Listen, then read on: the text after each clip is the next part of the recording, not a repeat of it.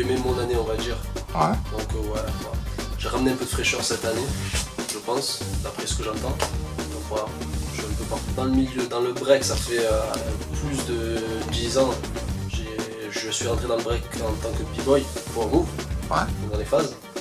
Mais à côté de ça, j'étais aussi dans la musique, mais pour des groupes de rap. J'avais un petit groupe de rap à côté, donc j'ai allié les deux au fur et à mesure. Donc le break, j'avais plus le temps de m'entraîner, tout ça prend beaucoup de temps pour se déplacer dans les salles. Et à Marseille, il faut savoir qu'on n'a pas trop de salles non plus. Donc voilà, j'ai allié les deux, donc la musique et le break, et ça s'est fait tout seul.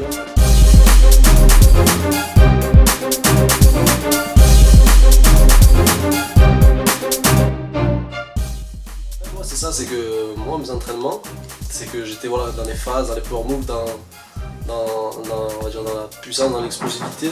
Donc, et aux entraînements, j'avais pas ces sons, j'avais des sons funky qui étaient cool, il fallait danser, et moi danser, j'ai pas ce flow là, j'arrive pas trop bien à bouger, je suis plus rigide. J'ai fait un peu de gym à côté dans tout ça. Et j'avais pas cette énergie, donc j'ai essayé d'amener ce son là pour avoir cette énergie là. En fait, c'est des petits remixes, des petits trucs qui sont filtrés, donc je les fais écouter en entraînement avant de les passer en battle, je les écoute moi-même, je m'entraîne dessus. Et voilà, donc j'essaie de ramener cette dynamique et en même temps faire le lien avec le public et les danseurs. Donc voilà.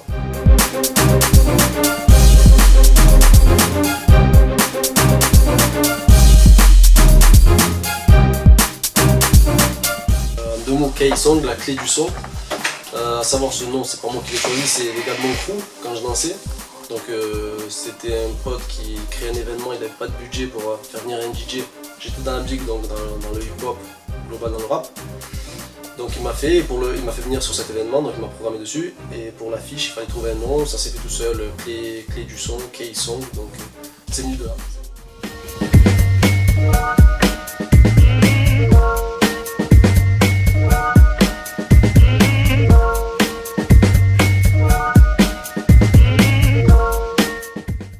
Old school, j'ai que des grands frères et eux ils m'ont inculqué la valeur du hip-hop old school, du funk, de la soul, du jazz. Je kiffe pas mal toute cette vague là en fait. Soul, jazz, j'écoute beaucoup de jazz.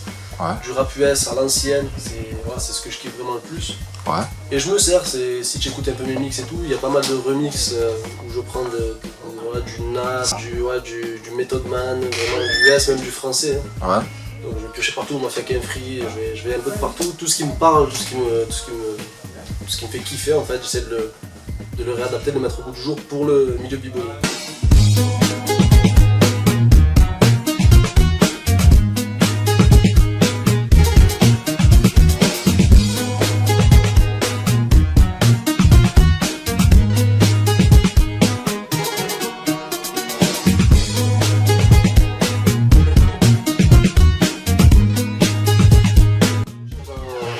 C'est que c'est d'apporter cette énergie-là, cette explosivité, c'est que le danseur a besoin, pour moi, parce qu'en tant que b-boy, j'avais ce besoin-là, c'est d'avoir cette énergie musicale qui me permettrait de me dépasser dans mes moves. Et voilà, avec les sons funky, des sons un peu cool, en jaillant, moi, ça m'aidait pas trop, on va dire, ça me poussait pas, ça me boostait pas. Donc moi, ce que je recherche en fait, quand je fais mes beats, c'est péchu, j'essaie d'amener une dynamique et d'aider le danseur à se surpasser.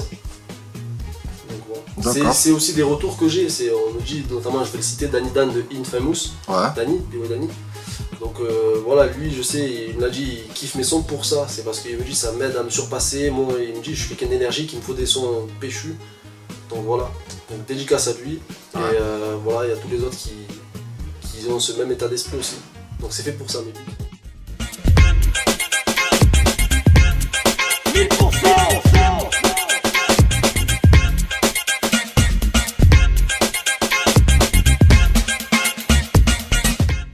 Oui, c'est vrai, je suis classé encore numéro 1 si on va regarder, mais après ça c'est un classement, moi je regarde plus ou moins, c'est pas ce que je recherche, être classé numéro 1 ou 10e, moi je fais ce que j'aime, je kiffe ça, je le fais. Après c'est bien, c'est vrai qu'il y a des orgas qui veulent faire des événements, qui veulent créer, ils n'ont pas de repères, ils n'ont pas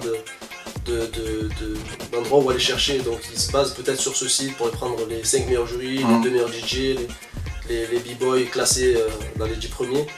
Donc oui, ça apporte une aide, c'est bien, ça fonctionne en points, donc plus on fait des battles internationaux, plus ça a de points. Voilà, oui, j'étais classé numéro 1, j'étais classé l'année dernière numéro 1 français et 4e mondial, et là je passais premier français, premier. Je me considère pas comme le premier, j'ai encore des choses à apprendre et je m'apprends toujours.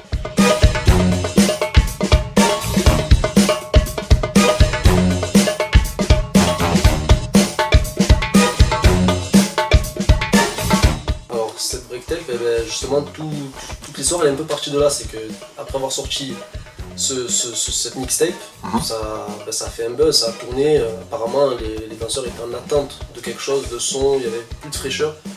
Donc moi j'ai sorti ça, je l'ai sorti, il me semble que c'était gratuit en plus, donc je l'ai sorti et ça a tourné, ça a fait un petit buzz. Et c'est parti de là vraiment le délire où j'ai été un peu invité à droite à gauche, il y a pas mal de gens qui me parlent de cette mixtape là. Et donc oui, c'est une mixtape qui a fait parler d'elle. Grâce à elle, je pense, aujourd'hui, je suis ici.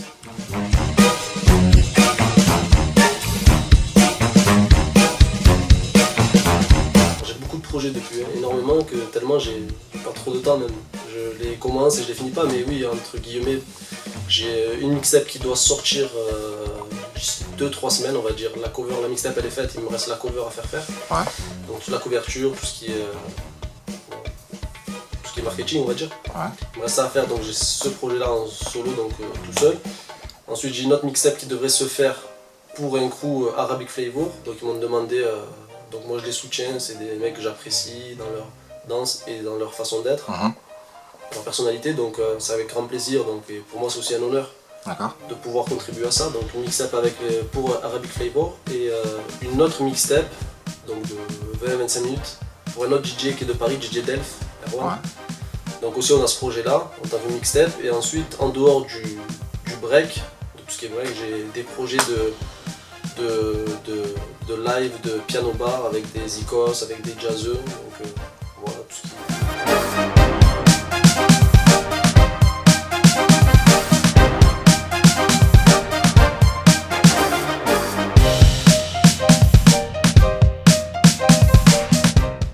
Ce qu'il y a, c'est que en fait, mon défaut, c'est que je suis un peu marseillais, on va dire. C'est que je suis pas structuré. Je fais des choses et je suis pas paperasse, que ce soit dans ma vie de tous les jours, que ce soit au travail, que ce soit pour n'importe quoi, pour tout dans la vie. Tout ce qui est papier, voilà, label et tout, je sais pas faire et j'ai pas le temps. Moi, je fais ça, je kiffe en fait. Je fais un son, je le balance sur internet et je kiffe. Voilà, je cherche pas à faire des millions ou je sais pas quoi.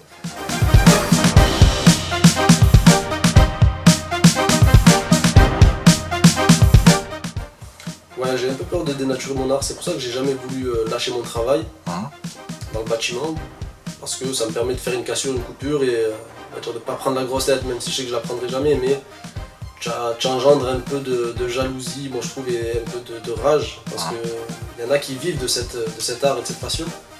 Donc c'est bien s'ils arrivent à en vivre. Si demain j'ai plus de battle, plus de dates, voilà, je veux que mon frigo soit plein, je vais pouvoir nourrir ma fille, j'ai une petite, donc voilà. Ça reste un kiff et il faut que ça reste un kiff. Il faut que j'apprécie. Si demain si je kiffe plus, j'ai toujours mon taf et ça j'arrêterai.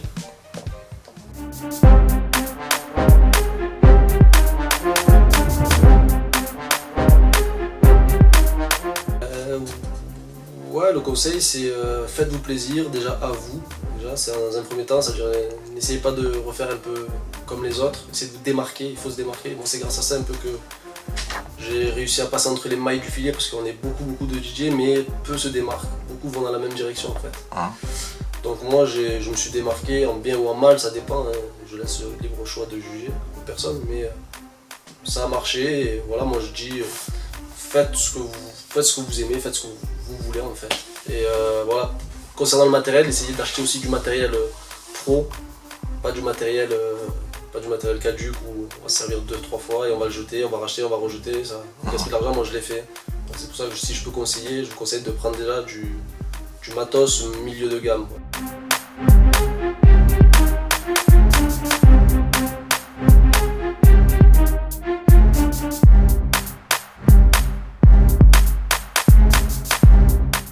Hip Hop Corner, je vous remercie, ça fait un moment déjà que je dois faire cette vidéo, j'ai essayé, c'est pas que j'ai pas voulu, j'ai essayé,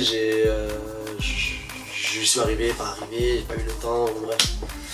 Voilà, donc une grosse dédicace à vous pour tout votre travail, pour tout ce que vous faites. Allez voir leur site, c'est extraordinaire, c'est du boulot. Il y a des grosses interviews, ils couvrent des événements internationaux. Donc il y a un gros travail, big up à vous. Et voilà, respect, je vous souhaite que le meilleur pour la suite.